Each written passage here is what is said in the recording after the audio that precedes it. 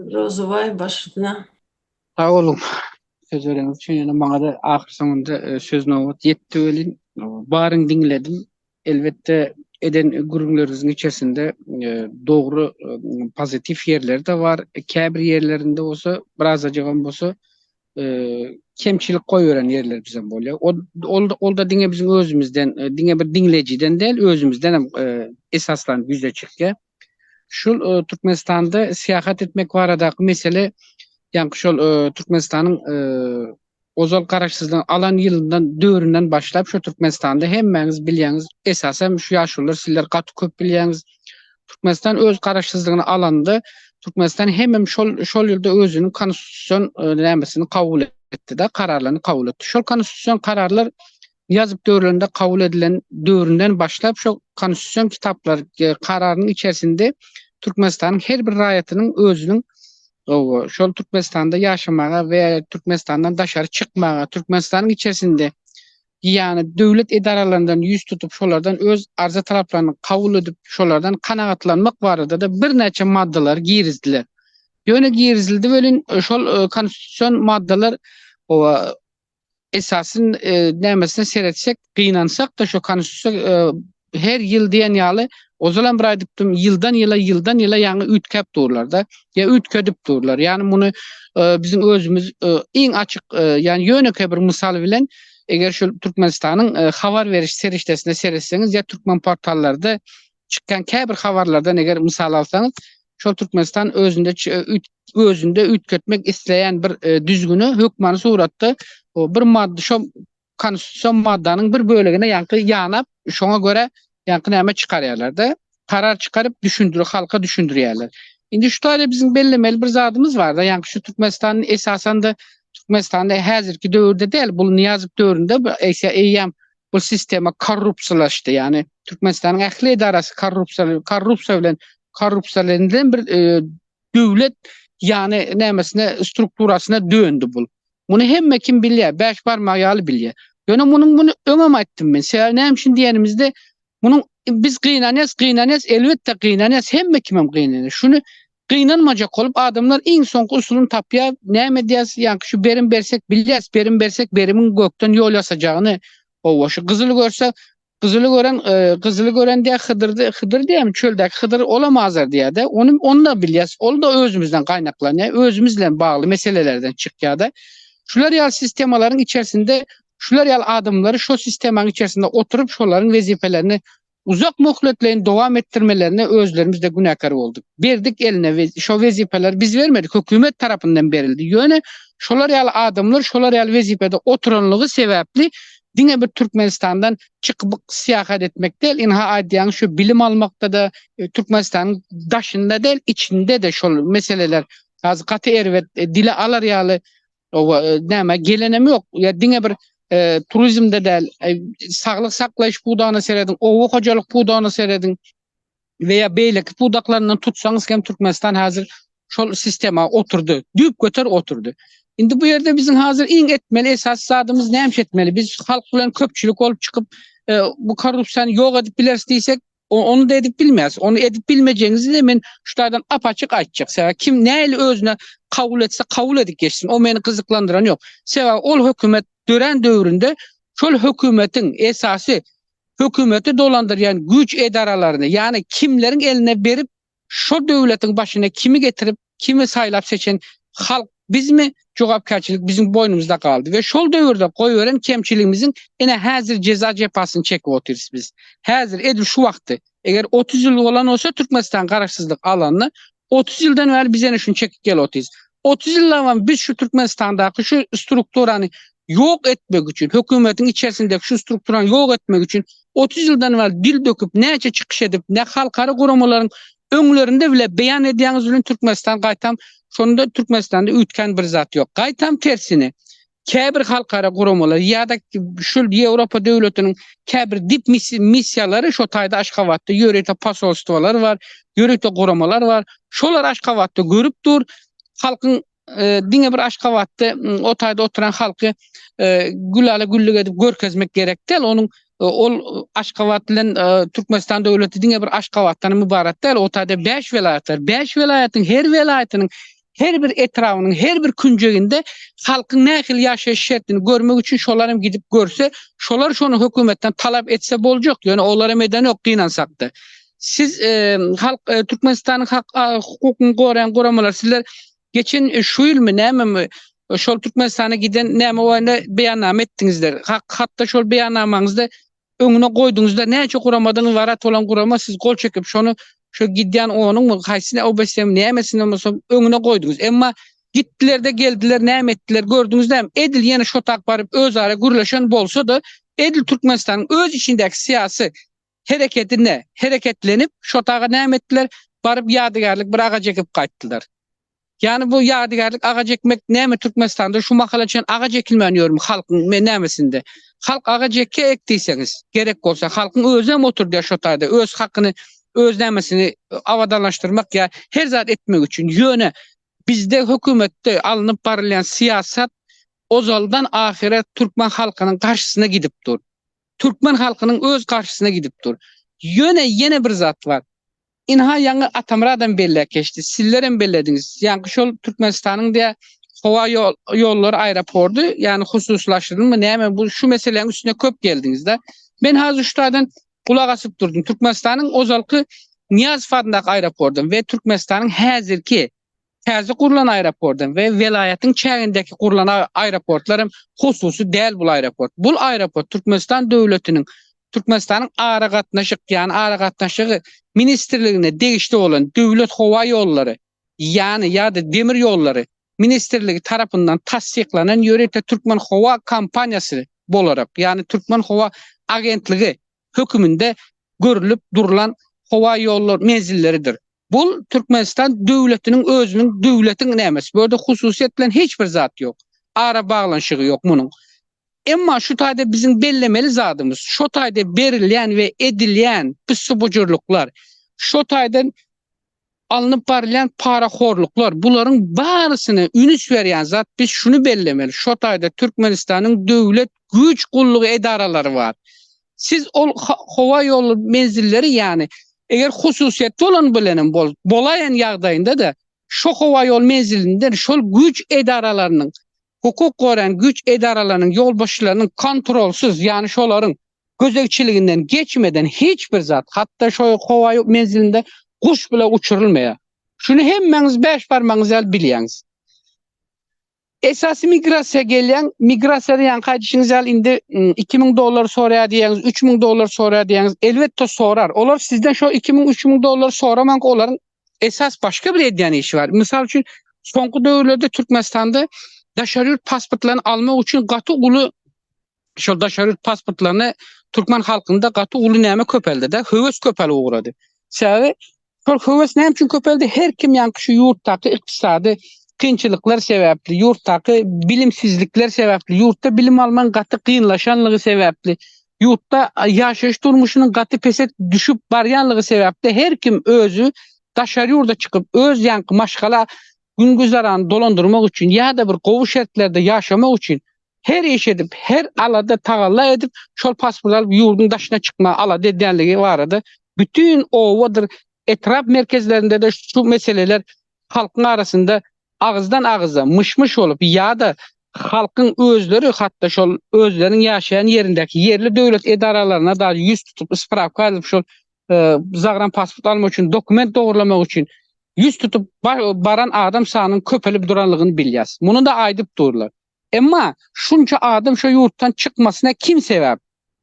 Kim sebäpkär bolýar? Şol adamlaryň şo ýerde döremesine, şo kynçylyklaryň döremesine, iş şertleriniň gaty erwet agyrlaşmasyna ýa-da iş şertleriniň ýok bolmasyna ýa-da Türkmenistanda bilim barada, ýani Türkmenistanyň bilim ministrligi şu zatlary seredýändir, bilýäňiz hemmeňiz. Seredýäs, kagız ýüzünde bütün ministrlik bar. Şol ministrlikler ählisini görýän bolsaňyz bütün Türkmenistan döwleti, haýsy döwletler özleriniň halkara ara gatnaşygy ýa-da halkara gatnaşyklary bolan Türkmenistan döwleti şol döwletleriň hemmesi bilen özara baglaşylan gol çeken şertnamasy bardyr. Şol şertnama esasında Türkmenistan döwletiniň ministrleri görýän bolsaňyz şol döwletlere baryp Türkmenistandan ene size goý beriljek adam sany şunçadyr veya şunça adam okuwa geler biziň döwlet tarapymyzdan tasdiklanan Yani bizim devletimizin özü koyveren adamı. O kalanı biz koyveremiz hususi öz maşgala ýagdaýa, ekonomik ýagdaýy bilen gelip okuyan olsa, onda onu okap bilýän olsa, onda da olar öz nämesini özü jogapkärçiligini boyuna alar diýip şeýle jogapkärçilikli döwlet edara ýolbaşçylarynyň berip duran, jogap berip duran ýerleri bar eken. Muny hiç kim bilmeýär däl, hemmemiz hem bilýäs. 5 barmağymyz ýaly bilýäs. Türkmenistanda häzir ýokary okujagyny egzaminler ene başlap käbir ýerlerde eýýäm. Gözüňe getirip görüň.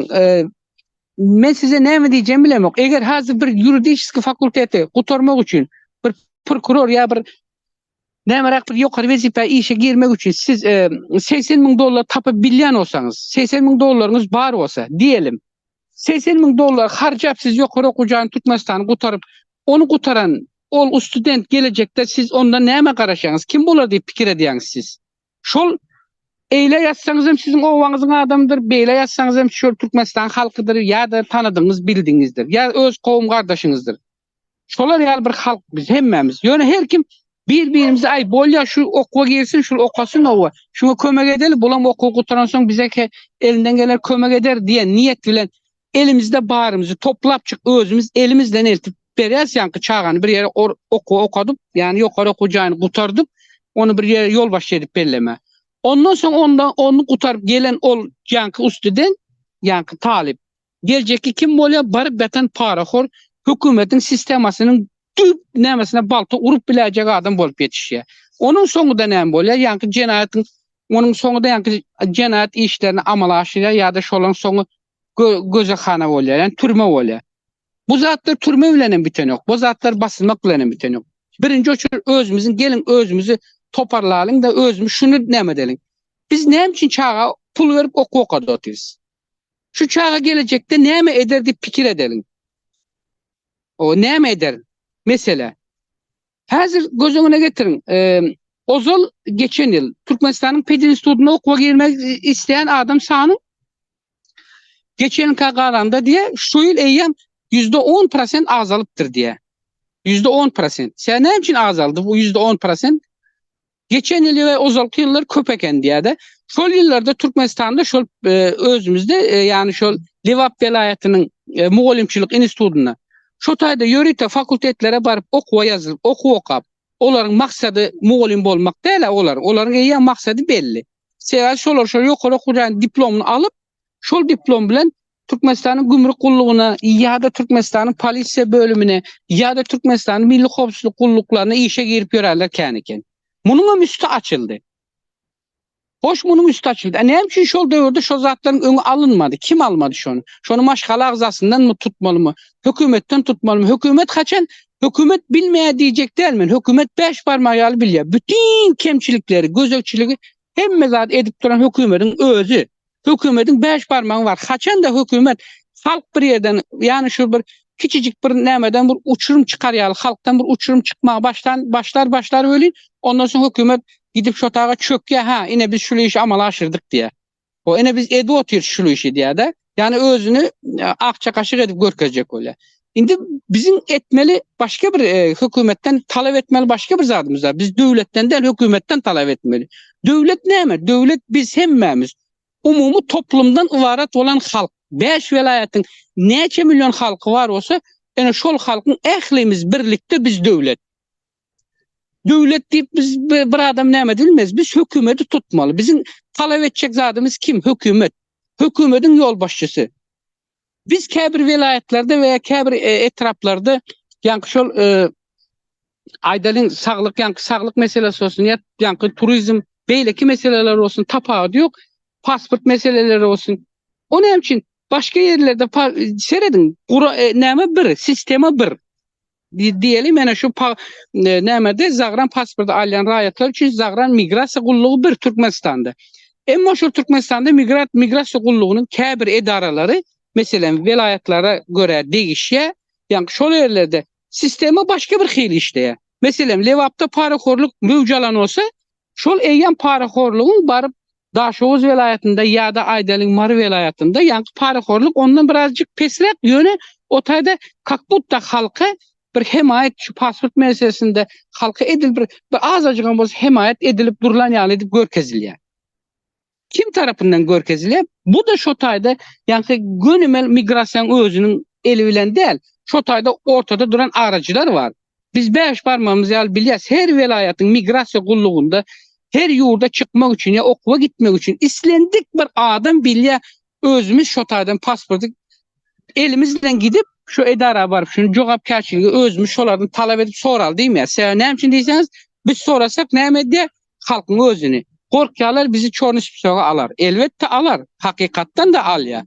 Siz yekece bir sefer öz hakkını sorap bardın da sen şu taydan izine ters çok alıp kaydandan sonra sen yurttan sar ona şonda da sana eyvallah berekallah indi gidiverin. Ene sizin işiniz şeyle hakkınızı talep ettiniz de sizin hakkınızı işiniz çözdük meselenizi.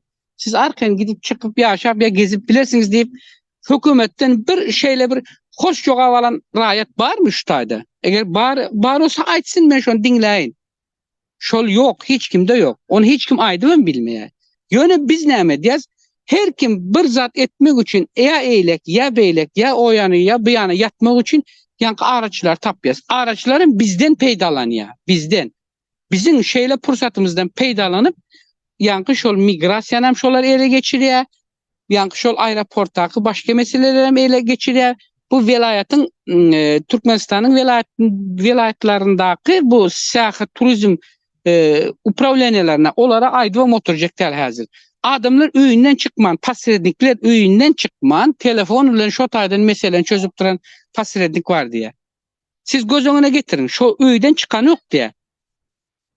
Şolar şu tayda oturup şu meseleni çözüyor. Eğer pasrednik bu meseleyi çözüp hükümeti bular yani derecede hükümet nemesini ele geçiren olsa onda biz hükümeti neme bizim hükümet neme gerek? Hükümetin sistemi nememize gerek? Neme yaraya bu iş? Gelin biz şuna çözüm tapalım. Bize hükümetin onda struktura sistemi gerek değil. Onu her bir önüne yeten adam telefon bilen oturan yerinde bu iş çözüp bilen olsa onda men yine üstüne basa basa aydan şu tayda hükümetin hazırki kuran struktura sistemi onda gerek değil. Düğünden ayrılmalı. Gerek değil. Yani Türkmenistan'ın hükümet sistemini hususiyetçiliğe geçirmeli. Kimin pulu var olsa koyun çıksın, yaşasın, geçsin, okasın. Ova. Hükümet sistemisi hususiyetçiliğe geçirenden sonra Türkmenistan'da işleyecek olan rayet Pajals'ta. O da bir özüne göre yankı bir uğru seçip alandan sonra o da yankı gelen edarasında bir neçe yıldan sonra bir öz açlak yine bir sisteme girizler. Bunun sonu kime gelip düşüyor? Bunun bar ağırlığı gücü bunun en sonundaki yani Türklerde bir söz var. Bir zade hükümet yankı şol bir zade yankı zam deyip şu yankı şu nemesini basıp duruyor öyle yankı zamın en sonku nemesi geleden tüketici var da tüketici olan da kim böyle? Yönökey halk. İyiyen içen giyen işçi. Yönökey halk işçi. En sonunda yankının şu barzadın kımbatlaması ya kımmatlıdırmasının en ağır gücü de yankı şu tüketicinin üstüne geliyor yani. Şuna gelip düşüyor. Yine biz halk şolar yalı olup ezil otuyoruz veya ezdirip otuyoruz özümüz hükümede. Eğer bu meseleden eğer bir misal tapıp şu mesele boyunca eğer bir çözüm tapabilsek hemmemiz bir yerde olup. Yani bir adamdan ya bir iki adam bilen bu iş biten yok. Bir neçe adam bilen bitirmeli ve bir neçe edara kuramalar bilen şu Türkmenistan'da neçesen dipmişse var olsa şoların bağırsına yüz tutmalı. Biz de şu yurtta oturup hazır bunu neçe bağırsak onların hoşuna gidiyor. Onlar kaytamanlardan şu haysi yurtta kim neyle bağırıp duramasa şu yurtların öz ara içerki ve daşarki katnaşıkları onca neme şartname esasında kol çekişen olsa gönümer ispisokları koyuveren şulardan bize koyuverin diye. Ondan sonra neme halta salyalar barimizden haltalap iyi verip dururlar Angrik. Angrik varıp onların eline düşenden sonra berde mün yırtılsagan peydası yoksun. Peyda yoksun. Dine şol Huda saklasın o şu sağaman çıkarın sağaman çıksın şolardan kurtulsun deyip o gece günde şu Allah'tan dilen edip durmasan senin başka elinden gelecek zat yok. Sen o gücün diktatör gücün eline geçtin sen. Türkmenistan hükümeti avtoritarlaşan diktatör hükümetin elinde hazır. Diktatör hükümetin elinde. Bunu önden ahire gelinip dur. Niyazıp dövründe başa vardı bu. Benim açacaklarım şundan var. Doğru. Aeroport barada Atamurat sen näme şu hususy dip düşündüňmi? Eger hususi diyen bolsak, yan ben sorardım. Kim o eyesi? Haysi Babayev, Meredov, Ivanov, Petrov dip. Yok, doğru aýdýaň Rozubay. Türkmenistanyň aeroporta, Aşgabat aeroportu devletiň emlägi dip hasaplanýar. Ребята, я просто еще раз повторю, что аэропорт является спецобъектом. Он находится в ведении Туркмен-Хувай ЛРИ, авиакомпании, которая является государственной. Точно так же, как Туркмен-Демирьёл-ЛРИ, которые эксплуатируют вокзалы, железные дороги. Они все являются государственными компаниями. Естественно, Атамурат сказал, они на хозрасчете. Да, естественно, они на хозрасчете, потому что они зарабатывают деньги на перевозках там, грузов, на перевозках пассажиров и других услуг, которые оказывают другим компаниям. В частности, за пролет зоны. Диспетчеры, которые круглосуточно находятся в аэропорту, они регулируют воздушное движение, потому что через Туркменистан пролетает очень много самолетов других авиакомпаний, разные страны. Так что и Нурмухамедович тоже правильно сказал, что за продажу билетов, все это и является частью деятельности вот этих авиакомпаний и Туркмен-Демирьёл-ЛРИ для того, чтобы заработать деньги. Но они не являются частными структурами, они являются государственными компаниями. Eger hususi bolsa, onna şeýle dip düşündürdüm men Atamurada. Şonda da kanun yerine getirilmeli dip aýtdy. Şeýle bir zadam bar, men bir goşmaça goşaýyn eger mümkin bolsa. Türkmenistanda siz diňe bir aeroport bilen aeroportu göz öňünde tutmamyza gerek ýok. Başga bir halka köpçülikleýän, ýani hyzmat edýän bir binalar guran ýagdaýlarynda da şonu guran kompaniýalar Türkmenistanyň öz kompaniýasy däl. Ünisörýän bolsaňyz hemmesi şol daşarut kompaniýalar. Ýöne Türkmenistan şol daşarut kompaniýa bilen şol halka hyzmat etmek üçin diýip şeýle ýokary hilli, ýani ýokary gatly weýa ýokary tizlikli käbir binalar weýa şeýle gurama edaralar gurmak üçin şonuň içerisinden göz öňüne getirin, şonuň içerisinden şonuň betona atylan demirden başlap iň soňky şurubuna çelni, ýani şonuň ondan hem beter şonuň içerisinde ornaşdyrylan iň häzirki zaman soňky enjamlaşylan elektronik tehnologiýalar bilen bile oturdulan şeýle binalar şolaryň hem ölçü döwlet tarapyndan kontrol edilse de şol enjamlar bile şol döwlete ýani halka belli bir süräçelini o hyzmat etmek üçin şo kompaniýa tarapyndan kompaniýanyň özünün jogapkärçiliginde duran zatlar bar. Ýöne şol enjamlary kompaniýa öz jogapkärçiliginde belli bir möhlete çelini jogapkärçilik alsa bile şol enjamlary unanlayan spesialistler kim diýip soranyňyzda ene şu taýda mesele ýüze çykýar, soraga jogap şonu ulanýanlar Türkmen ýaşy spesialistleri. Bul bizden kaynaklanýar. Şo taýda bir kemçilik bolaýan ýagdaýynda da weýa şo taýda düýüp göter bir kemçilik amala aşan ýagdaýynda da ýani o taýnyň jogapkärçiligi Türkmen ýolbaşçylaryndan, ýani Türkmen spesialistlerinden çykýar. Biz bunu bilmemli. Bunu şo taýda eýe üstüni bellek geçmeli da.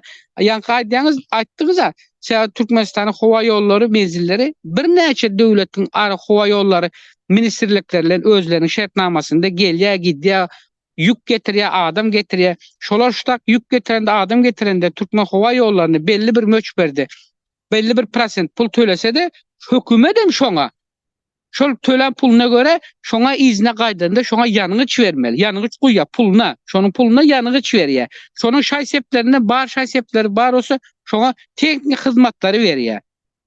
Şonuň üçin Türkmenistanyň Türkmen ýollary Türkmenistanyň ara gatnaşyk ministrligine değişilen Türkmen ýollar howa agentligi, ýani Türkmen ýollar howa kompaniýasy diýilýär. Ine munyň bar aýdyna ütkep duran zady şu. Ýöne ol kompaniýa bolany bilen hususy hozraşot däl.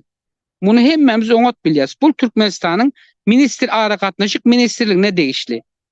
Türkmenistanyň ara gatnaşyk ministrligine şu howa ýollary, demir ýollary, gara ýollary we Türkmenistanyň Türkmen Telekom, Türkmen näme ene şolar. Şolar hemmesi Türkmenistanyň ara gatnaşyk ministrliginiň garamagynda barysy.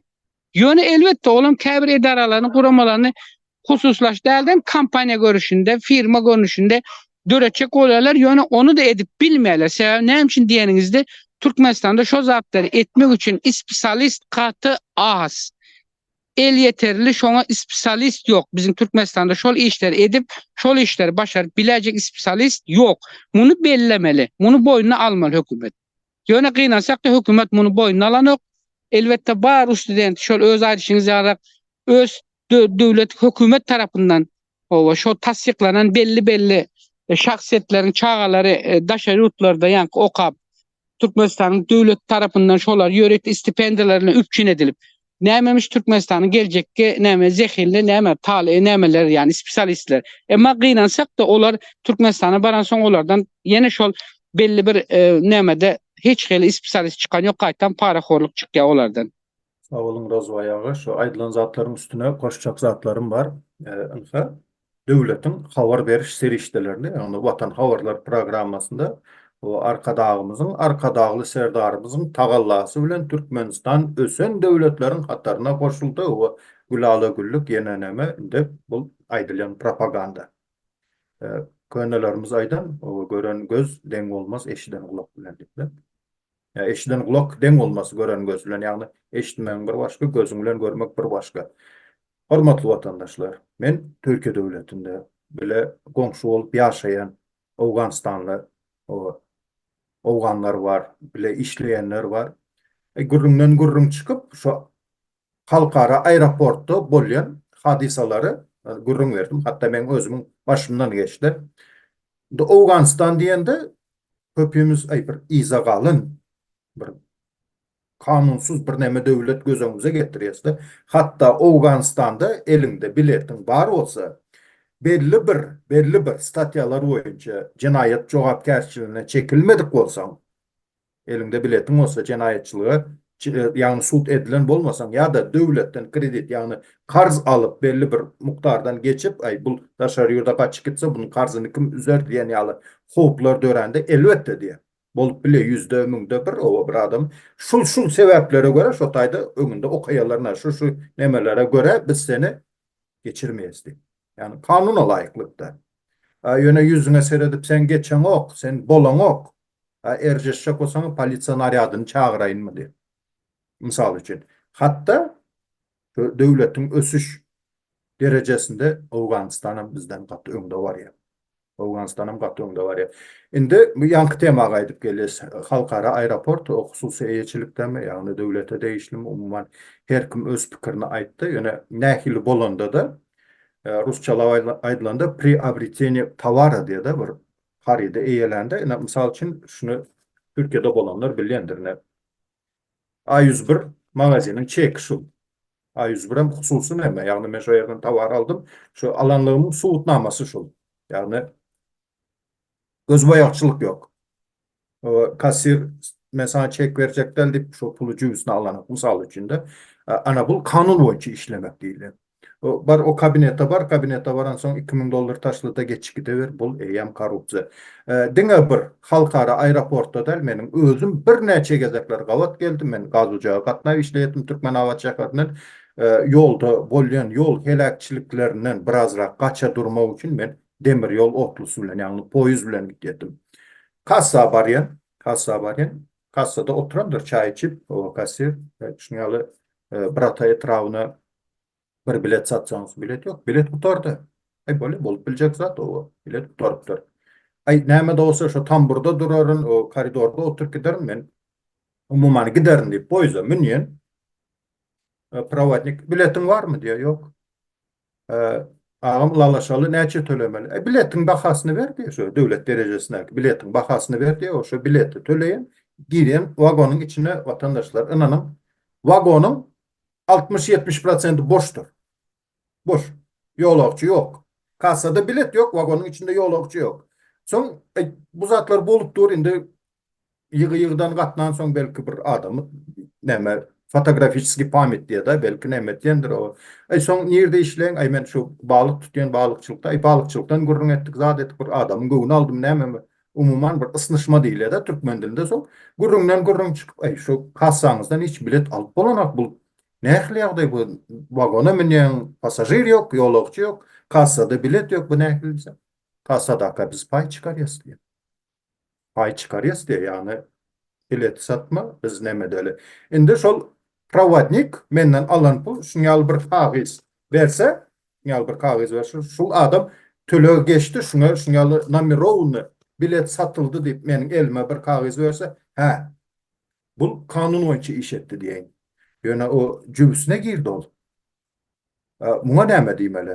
Ya şu nemeden haýsy pudaga değişli olsa demir yollar ministrligim. Şu yerden aylık alan ýokmy ya? Kasir aylık alan ýokmy? Ýokman şu bir kanun ýagdaýda näme etmelimi? Bu misal üçin hak hukugyny konstitusiýada görkezlen hak hukugyny sorap öz pikirini aýdyp bilen adamlaryň öýüne basyş edip izarlamalar edip bile emma burnunyň aşagynda bolup duran şoň ýaly jenaýatlary nämçin milli howpsuzlyk diýdi, prokuratura diýdi, şu edara pudaklar nämçin şu zatlary göz yumýar. Türkmenistan hökümeti başlajak mısınız? Şondan başlan. O hak hukugyny sorady. Bu indi halkyň gözüni açar. Beynisinde evolüsiya prosesi geçirir bu adamlar. Ana bular hop deyip aktivistleri izarlanan burnunuzun aşağında, elinizin aşağında bolup duran jenaýatlary üns verseniz Türkmenistan hökümeti o birazrak da olsa awraýyňyzam göterilir. Halkym birazrak bir avadan oňa durmuşda ýaşar. Bu Türkmenistan hökümetine yüzlenme. Aýtjaklarym şundan ibaret. Dowam edeberim. Atamrat Umut bir zat belledi. Yani şol bu edilen iş diye yani näme Türkmenistanyň ministrliginden diye aýlyk alan okmy diýdi. Elbetde aýlyk alýar. O dogry. Aýlyk alan ok diýen zat ýok. Döwletiň strukturasyny işläp duran bir döwlet edarasynyň işgäri bar. Osa şol döwlet ministrligiň pudagary edaralaryny hökmen suratda zähmet hakyny kabul edip alýar. Ýöne men şutada ýa belledim, ýenem belläýin. Şol döwlet edarasynyň köpçüligi yani halka hyzmat edýän bir bina yerleri bar olsa köpçülükleyin halka yani avtovağzal olsun, avtostansiya olsun köpçülüğün ulanılan ya şol demir yolları menzilleri olsun şo taýlary hemmesini şol özü atamların özü bellep geç oterde provodnik näme soranda provodnik bilet sataňyz ýok diýse biz provod näme kassire pay çykadýasdy. Indi men şu taýda şunu belläjek. Seredim men ýa aýtdym. Şol haýsy ýerde bolanda da şo taýda Türkmenistanyň diýdim güç edarasynyň gözekçilik edarası, güç edarasının gözekçilik kulluklarynyň işgärleri dur dedim. Şular bazı şo taýda bolup duran zady bilýär dedim. Şolarsız şo taýda çiwin uçanamok, gonanamok diýen men üstüne basa basa aýdýan şunda. Hemme kim şunu bir oňa göz oňuna getirip görüň diýende. Meselem hova ýolları menzilinden tutmalyň, demir ýoldan tutalyň. Demir ýolda iň azyndan 4 sany kassa var, iň azyndan. Spravşyndan sonra oturmalyň. Predvaritelny var, ondan soňra 3 kassalar var. Näme üçin şolara barýaňyz ölen şo taýda ýa şu atamlaryň aşa bilet ýok diýildi. Emma bilet bar. Bar yerliginde. Seredýäňizmi şo taýda halk oçura durandyr. Ýöne şo halkyň hem için töwereginde ýene ýanky aýdyşmaly aýlanyp ýören var 2-3 sany. Aýlanyp ýören bardyr. Ya göni ýanyňa burnuň düýüne gelip aýdy. Agam sana bilet gerek, nire gitjek diýe. Howa gerek diýsen pelan manat diýe. Pasportyny berdi, pasportyny içine gystyryp berýän şo puly kassaň agzyna barma. Onu silap, onu izarlap dursaňyz şol puly alan adam pasrednik. Gönümür şo taýda hukuk güç edarasynyň işgäriniň ýanyna bar ya. Edara işgäriniň ýanyna bar ya, pasport eline berýär. 15 minut uzak, 15-10 minutda ýanky pasport ize çykýar. Bilet bilen bile çykýar. Ine bunu edýän adam başga adam. Biz muňa göz yetirmeli. Şu sebäbi o taýdan provodnik eger ýanky şol kassadaka hak çykaran bolsa kassadaka hem kime hak çykar? Şo taýda şolary gowrap gözekçilik edip durana çykar ya. Ine bu yerde korrupsiýa niýeden ösüp çykany bu yerden bilmemiz gerek. Sebäbi Türkmenistan sistemasy korrupsiýleşen. Sebäbi Türkmenistan garaşsyzlyk alan döwründen başlap Türkmenistanyň sistemasy korrupsiýleşdi. Jahillik diýen zat ol diňe bir belli bir kısımdan değil halkyň şular ýaly belli bir topary yani taraplaýyn yani tarap bolmasından döreýär. Bu jahillikde ýa bu taraplaşmak diýmek eýem halkyň bir-birine öjükmesi diýmek yani öjüktürmek diýmek yani. Ene meselem özüňiz Türkiýede ýaşap ýursunuz. Türkiýede de görýäňiz däm ýa şu ýurdun başynda oturan ozala hemme kim şonu gowy görýär. Hatda şu türkmenler hem. Soňky döwürde şolar öz eden işlerinden özlerine şu kemçiliklerini yüze çıkarlarını neyse gizleseler de halk artık şolardan yüzüne basıp uğrandan sonra şonda da bular şondan el çekme näme dediler biz yeryüzünün ayal näme diye biz yeryüzünün halifası olmak isteýäs diye. Göz öňüne getirdiniz mi? Yeryüzünün halifası olmak isteýämiş. Yani şoların taraptarları şol televizörlerde şu Erdoğan'ın taraptarlarının televizyona çıkışında nämemiş? Peygamber Efendi Allah Teala Peygamber Efendi hükmünde Efendimiz hükmünde diye bizi Erdoğan şu yere gönderdi Türkiye diyemiş. Siz göz önüne getirin. Ene cahillik olsa nereden çıkıyor cahillik? Yine toplum zarar görüp başlıyor. Yani toplumun zehirlenmesi nereden çıkan bu yerden kaynaklanıyor. Şimdi ben sizin en kaydan meseleniz oyunçan özümden bir misal koşup vereyim. Siz eneniz çıkarmaptır kızınız çıkarmaptır doğru eşitlik haber veriş seriştelerinde haber veriş saytlarında da gördük yöne. Elbette yeter ki çıkarmasa da şoların canı sağ olsun şoların sağlığına ziyan etmesin. Siz şunu birinci berk bellen. Sağlığına ziyan etmesin, canı sağ olsun, nerede olsan başı dik olup yaşayıp öylese öňü soňy bir gün şoların yolu açılacaktır. Çıkma hükman çıkaram, çıkçagan belli. Yöne men size şunu bir zat aýdaýyn. Men 99'dan beri hökümet bilen birazcık aramda özümden misal getirip aýdan. 99'dan beri hökümet bilen birazcık aramda bolan meseleler sebäpli, düşünşmezlikler sebäpli men Türkmenistanyň gara ispsogyna düşdüm. 99'dan soň düşenimden şu gara ispsogy düşemden soň öz enemi bile häzir şu 99'dan ön görýärdim. Ondan soň enemi bile görübilmedim. Gidibilmedim Türkmenistan'a şu enemi görmeye. Ondan soň men Türkmenistan'dan soň 2007-nji ýylda Aşgabatdan Moskwa'ya gittim men işlemene. Bari ýok bir ýyl işläp geldim. 2008'de de İzmir'e gaýdyp geldim. Şonda gaýdyp gelende siz şunu oňat belleňdi. Nur Muhammed Çarıviç canlı şahit eger meniň şu aýdan yalan olsa aýtsyn Nur Muhammed ağa. Men Nur Muhammed ağany geçen ýyl mi nämen bir gördüm ondan öň Nur Muhammed ağany gören adam dältim men. Men Moskwadan haçanda 2008'de İzmir'e gaýdyp gelenimde 2007'de İzmir'e gaýdyp gelenimde meni Moskwadan gelenimde Aşgabat'ın Niyaz aeroportuna şol döwürde Türkmenistan Milli Howpsuzlyk Gullugynyň işgärleri meni şeýle 3,5 saatlap sorağa çekdiler. Näme üçin men Moskwada bir ýyl işläpdirin, bir ýylyň dowamında meniň öýüme goýberen pullarymyň hatda bütün hemme summalaryna çelini şolaryň elinde maglumat bar eken men gördüm. Ýöne meniň şol pullary kakbutdan maňa ýa-ni şol Türkmenistanyň daşary ýurtdaky opozisiýon nämeleri maňa şu himayet berip meni şo taýda şolar meniň bilen duşuşyk geçirip maňa şolar şonça pul hödür edip meniň Türkmenistanda näme işi amala aşyrmalygym barada maňa şular nähili näme berdi diýip meni sorak edip oturýarlar da. Bu bir. 2. Menden şol döwürde menden yatan yer ýakty olsun Abdukuliýewiç soraty. Abdağa 90-njy ýylda ölen adam. Soň men oturup buların tersine gitsem diýdim. Häzir bular maňa daha beterrak jogap berjek. Tersine gitmesem menin içimden gelen zatlarım da canıma näme basatyrlar da şu yaramın üstüne duzlu su goýup durlar da. Ahyrynda men aýtdym şonda da näme bolsa dedim, ýene dedim şu eteğimi kelleme alaýyn da dedim şu aýdaýyn şunu dedim. Şolara men şonda şu jogap berdim. Birinjiden dedim men Moskwa dedim. Daşary ýurtdaky opozisiýon partiýanyň liderleriyle görüşmänem gidemok, ýa men olar bilen görüşemem. Görüşenim bar bolsa eger eliňizde şolar bilen görüşüp maňa tapşyrylan bir yumuş şolar tarapyndan tapşyrylan bir yumuş bolsa eliňizde bar bolsa delil pajasta çekin men jogapkärçilige atyň içer diýdim. Men qaýyl diýdim. Ýoksa da diýdim. Maňa bu töhmetden üstüme gelmeň diýdim. Bu bir diýdim. 2. Abdukuliýewiçiň dedim 90-njy ýylda ölenini bilýän tokat doşny ýylyny bilmedim şo döwür. Bu adam dedim 90-njy ýylda ýalňyşmasam ýogaldy aradan çykdy dedim. Meniň dedim şol ýylda ýogalan adam bilen gürleşip biler ýaly mende tebiği bir güç barmy mende dedim. Siz maňa 2007-nji ýylda aradan çykdy. Ýok, dogry aýtdyňyz. Ýöne sar ona ene siz özüňiz şaýat Nur Muhammed abi. Meni şol döwürlerde bir görüşdükmi? Haýsyňyz bilen görüşdük? Hiç kim bilen. Ýöne men şonu aýtdym, men ölü adam bilen gürleşer ýaly meniň tebiği ruh güýjüme näme dälmen, däl dedim. Eger dedim men olar ýaly tebiği güýje bolaýan ýagdaýymda da dedim. Onda dedim şunu berk belleňsizler dedim. Men şolar ýaly ýagdaý güýçmende bolsa men ölüleri diýerler dedim. Dirileri öldürüp soň gürleşerim dedim.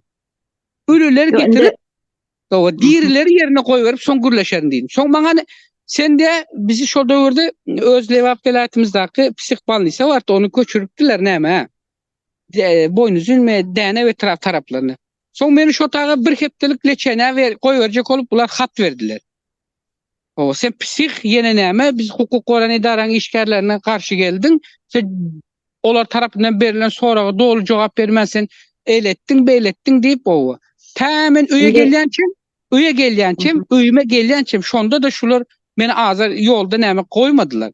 Men ondan hem geçtim men. Öýe gelenden soňra men 2009'dan 2009-njy ýylda Azatlyk radiosynyň Türkmen gullugy bilen ara gatnaşykda bolup başlanymdan soňra umuman meni itten beter ettiler. Men hiç yurttan çıkıp bilmedim. Hiç yurttan. Ne edip çıktın deyip sorarsanız Aşgabatda onun edarasına neçe bir yerde barmal yer var olsa dine bardım durdum. Baryan ölüş kapıdan içeri geri bilmeyen. Şotayda özüm registrasyon edip Karaş diye daşarda karışıp duruyan onu güpürreyen kış Aşgabat'ın öz köpek tavetravının polisi işgaller gelip güpürdep beni basıyor akidiyalar.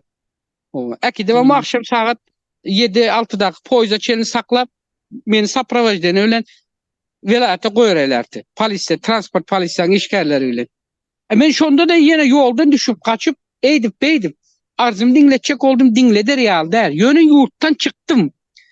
Pul verip çıkmadım şonda da. Pul verip çıkmadım. Beriler pulumam yok. O eğer şonlara pulum bolan olsa men maşkalama dargadartım. O şonda da men soyada çıktım. Meni çıkaran adamı işten ayırdılar. Bildiler. Yöne onu işten ayırdılar. Yöne men hakkımı talep ettim. Menin sebep en sonku derdim kime varıp yetmeli. Hakikatten şol dövrde menin en sonku derdim era şu Berdi Muhammed şunun özü prezident şol dövrde. Menin çıkacak dövrümde şu prezident oldu. Yani şu adam prezident olup gören dövürdü. Men şunun öz akranalarının adamlarının ahir şularla yüz yüzeyim geldim. Yani men olar yal adamlarla yüz yüze gelip gürleşip gören adamım derdim dövrümde. Olar seninle şular ya sonra sizden alacak sonra size beren soranın sizden alacak jogabı şolary eger hökman suratda kanaatlandyran olsa size jogap berýär. Kanaatlandyran bolsa olar size jogap beren oklar. Men olar ýaly adamlar bilen gürleşip gören adamam der. Ýöne men çıktım. Çıktım yurdun aeroportundan çıktım. Ya yurdun serhet çägini bozmadım. Ya başka bir döwlete gitmedim. Gönüme Türkmenistandan Türkiye çıktım men. Ýöne men çıktım. 2 günem geçmänge edir şo men çıkan günüm şo gün aeroportdan yazıp aeroportda migrasiya gulluğunun şol ikinci kabinette o ikinci nämede oturan akoşkada oturan işgärlerin ikisini mi işten ayırttılar ve şolara kim buyruk veren bolsa şonu da işten ayırmışlar. O da bana gelip yetti maglumatı. Onun bilen hem yetinmedi bular. Onun bilen hem yetinmedi. Men şonda da şu halkın dili olup halkın hal ýagdaýyny şonda da dilime tüýler bitse de men şu azatlığın Türkmen gulluğu bilen neçe ara bağlanşykda bolsam hem azatlıkda aýtdym, beýleki sosial medialarda da aýtdym, geldim, durdum. Ahirinde şolar meni şu her türlü teklifler edip gördüler, başa barmadı, koydurup bilmedi. En sonunda ene maşkalamdan 2 sansını öldürüp koydular. Owa şonda da men her şimdi yine devam edýän.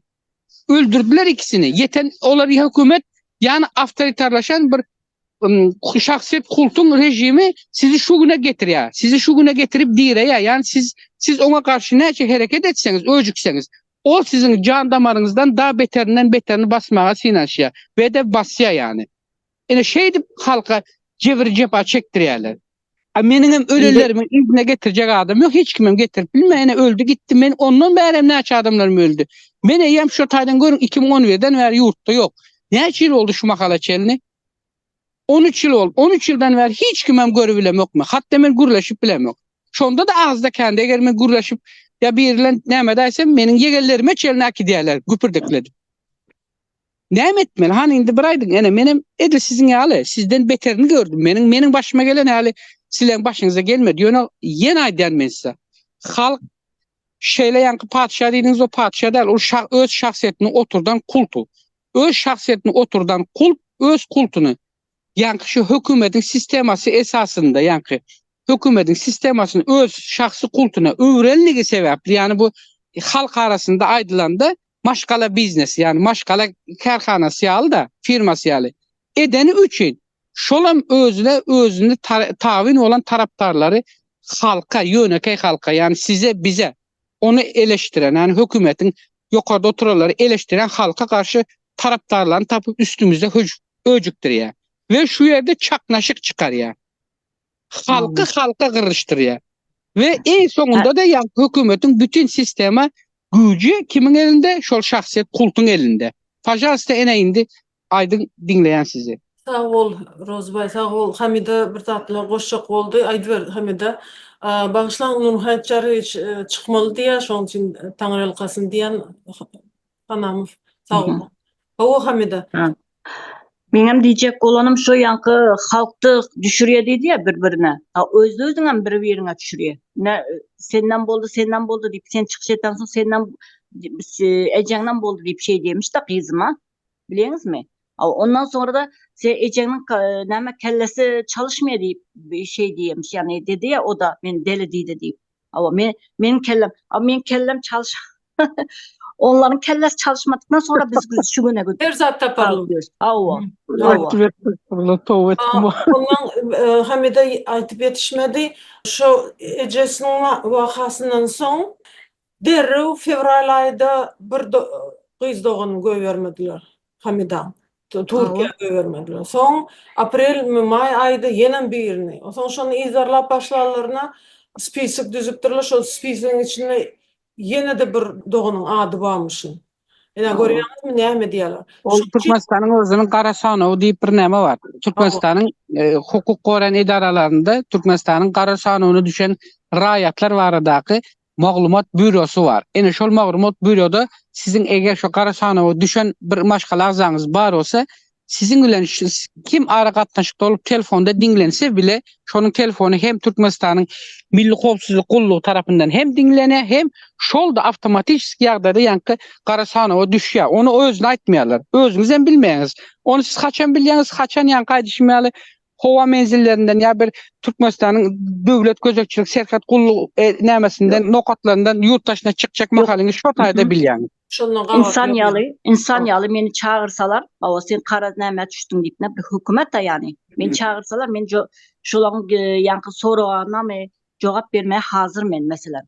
Hapishanasynamy, türmesinämi, olar ýaly aşağılık niýde var yani. Meni çağırsalar, men barjak. Men telefon numerimi berin sorasalar diýen. Kim sorasa beriňler. Eger adalatly sud bolsa, adalatly bolsun, biraz olsa da insan olsun yani bir tırnakly uçu ýaly bir insan olsunlar yani. Bu sen näme etsen sen utuldun. Sen näme etsen biz var bizi öldürsen biz hak yolunda. Yani näçe garyndaşym öldü diýär. O ölen günün bizim nefesimize sayılar. Ýene de bir zat bar berdi. Ama eşitler bolsaňyz, Hamidan garyndaşlary poçta varsa poçtadan hatalanaklar. Ne ombudsmana berip bildiler, ne prezidente berip bildiler, ne Raşid Meredowa beripdiler. Diňe şo migrasiýa gullugyny alypdyrlar, oňam eýen bir aý geçdi jogaby ýok. Entägem belli däl, ugradyldymy däme ýöne kody gelipdir, ugradyldy diýip. Täjrübe sazak onu seyrediň. Men size şeýlerek düşündireyim. Men size özüm şol 99-dan bärki gurrun maýdan. Men şol döwürlerde de men şu Aşgabatda onuň nämesine hat ýazma barýan ölün. Meniň hatym nädipdir men düşünemek. Olardan maňa jogap gelmeýärdi. Meniň hatymy, meniň şolara ýazan hatymyň jogaby başga ýa hukuk goran idaralaryndan maňa gelýär. Ya nädip meniň hatym velayat häkimine gelýär, maňa gelmeýär jogap. Velayat häkim maňa jogap berýär. Sizin pelan ýere ýazan hatyňyz diýe pelan näme goýberler siz jogabyny şo taýdan baryp ýüz tutup bile öğrenip bilersiňiz diýär de. Meniň eýem şo taýa barmagym bile gerek kalmaýar. Sen näme üçin diýende sen eýem diýär, sen arkaýyn sen näme etseň edeber, biz seniň arkaňda diýilen ýaly olar eýem maňa jogap berýär. Biz özümüz bilýär sen näme etjegimiz diýär. Yani men şolundan soň aýdana özüm şu Aşgabatda näçe gezek baranymda şu onuň nämesine barýan ulu kapysynyň agzyna registrasiýa edýär polisiýanyň işgärleri. Dur registrasiýa edýär, näme meselelen geldiňiz, meselem şahsy meselem diýen, näme bilen aýdam ok. Geldim diýen, bolýar ýazýa garaşyk şu taýda diýe garaşan bolyn. Ay 15 minut geçen okdy. Gup bayan grajdanski maşyn gelýär, ýa-ni Camrymy, Toyota'my. Gupur tapır kaptandan gelip mindirýärler, akidiýär, köpek tag etrawyna. Men näçe gezek ýatdym şo taýda. Geceläp meni polisiýanyň nämesinde hatda maňa tehdit etdiler. Men o zatdan aýtmadym. O tehdit biletler sen ölmek isleýärmi, ýaşamak isleýärmi diýip. Men o zatlar hiç dile getirmedim. Men aýtdym eger ýaşamakdan ölmek amatly bolsa dedim, ölen iň oňat dedim. Ýöne dedim, ölmekden ozal ýaşamak isleýän dedim. O ölmekten ozal yaşap öleyin ölecek olsam dedim. İl hatar dedim. Olmasam sizin üçün eğer menin ölümüm juda zerur olsa dedim. Pajasta elinizden gelen edin yöne menin ölümüm bilen sizi bencillik edecek hiçbir näme yoktur dedim. Arkayın olun dedim. Eğer gerek olsa men size şonu dedim özüm elim bilen yazılam yazıp bererin dedim. O Seret Rozubay, şu Zoom'un başına sen beren soruğunu özüňem jogap berdiň ene şunýaly mert adamlar bolsa, şunýaly siz ýalyk, biz ýalyk hemmämiz. Şonu biz elbetde hemmämiz şu meseleleri açyk beýan edip bilýäs. Hem dostучаться diýär rus diline. Gynansaňam özüňiz görýäňiz. Köpsi aptalda dur, ay yorgun aşağını diyen ýaly, ay başka bir eder, o zaman menem goşularyn ya da последний эшелон bilen bökerin diýip, şunýaly nimeler, bahanalar tapýarlar da. Bilmedim, belki näçe köprak biz şu arada gurrun etsek, näçe köprak bu meseleleri adamlara görkezsek, aýdyp bersek, şonu adamlaryň gözleri açylar. Men pikirim boýunça ýöne öz adamkärçiligini ýitirmeli däl diýip men pikir. Bizim fikrimiz boýunça menem sizin gaýdalaryňyza goşulan ýöne men şu öz pikirim boýunça biz hazır halka muny näçe düşündirjek olsak halk görüp diňläp dur ýöne halkda korku bar. Korku nämesi bar halkda? Gaty erwet korku bar, halk şondan gorkupdur. Ýöne biz artık bu meselede halktan korkun aýyrmak üçin bizim etmeli işimiz näme? Biz hökümeti biz jogapkärçilikli edaralaryň ýa-ni guramalaryň öňünde jogap berme çağırış etmeli. Bunu bizim bar etmeliyiz, hökümetten talep etmeli. Halkı biz ise edilmez. Eğer halkı az bir zat etçek diyenimizlenem, yani kaydışmalı. Halka gırdıryalar. Bunu etçeklerden 5 parmağımız görünüp dur. Eğer halka düşerse aslında bunun sonunda bizim üstümüze düşecek jogapkärçilikler var. Onlar da bizi günahkarlayacaklar. Biz şunun için ne etmemiz gerek? Biz halka kırdırmadan, halka ziyan yetirmeden, halktaki korkun ayırmak için hükümetin özüne, yani hükümet sisteminin özünden talep etmeli. Halkara guramaların önünde veya beyleki dip misselerin hemayet esasında hükümetten talep etmeli jogapkärçiliklerimiz var. Doğru. Onsoň umytdan gaçmaly däl. O umytdan düşmeli däl. Eger umytdan düşersen onda edibiljek alagyň ýok. Ine hazır nämeni gördük? Görüp otyňyza. Her kim öz başına aldı gitti. Ettiler. En sonunda bari bir hemme kim eden işinin sonunu görseňiz şol bir rezultat çykdy. O pokursan yüzüne bağışlarsınız yüzüne çaldılar hemme kim. Şol oldu inden bolsa bir-birini günahkarla on eden yok, bul bunu eden yok. Kim eden yok? Biz edemiz yok. Hemmemiz bile ya. Hemmemiz şu hükümeti karalayan olsa hükümetin şu sistemasından narazı olsak o hemşi sen barıp özlükünü öňe sürmeli. Ol özlükünü açık ayan edip bilmelidir. Men özlükünü açık ayan edip bilmelidir. Onda bize hükümetin o sistemasını ütkötmeye gerek yok. Seninki öz aydanın, meniki öz aydanın bolyan olsa koyun da şu hükümet şu sistemada kalsın.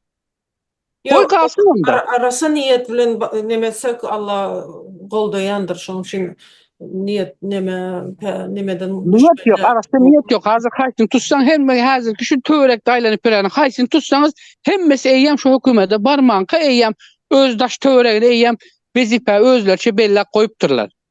Özlerçe eýýäm wezipe bellepdirler haly. Hala Türkmenistany barmak hakynda arzu emeden ne olar hiçaysi. Arzulary bilemokman, hyýal bolup geçermi olaryň durmuşunda ya nämesinde gije yatakta rüýasynda görermi onu men onan bilemok. Entek tutulmadık, öldürülmedik, ayın derisini bölüşüp paylaşıp durladı ya. Ay şol boldu şol bolunup dur. O hemmesinden bar. Men özümde de kemçilik var. Men özüme akça kaşık edip aýdamok. Özümde de var käbir kemçilikler. Olam menin nämemden gelip şu kemçilik nämeden yüze çykkan menin şol zatlary bilmenligim sebäpli. Maglumatsızlygymyň pesliginden menden kaynaklanıp çykýar. Dolu derecede käbir wagt hemme zady bilip bilmeýän şoň üçin ýalňyşmagy mümkin, dogry aýtdym. O dolu maglumaty elim ýeten ýoksa bilip bilmek üçin men şol ugurdan işler, şol ugurda näçilläp ömrüni beren, şol ugurda pensiýa çykan ýaşlyçy bolsa da şolar ýaly şol nämenin professiýanyň hünärmenleri bilen men şolar bilen ara bağlaşyp şolardan öwrenmeli. Ýönöke halktan men öwrenilmän. Halk özüniň derdini aýdýar size. Ýönöke halk özünün canının yanıp duran derdini aýdýar. esas yerini bilmeýe, aýtmaly ýerini halk bilmese, halka öwretmeýärler. Halk nerden bilsin öwrenmedik zadyny. Nädip biz şoň halk günakarlap bilýäs? Otaýan bar onuň. Sağ ol Rozbay. Çözümünü bilenlerim azlık eder de, etittu da. Ama. Bunun çözümü yani birleşmek, onu birleşmek bilen adamlar çok az da. Doğru. Hamida Hasan birleşer, bağışlarsınız öbür dünýä baranda birleşer semmemiz. Başka ýerde bu dünýäde men indi bular bilen birleşip bolar dep men umyd edemek. Bağışlan öne. Şu söz aýdanym üçin hemmeňden ötüş soraýan.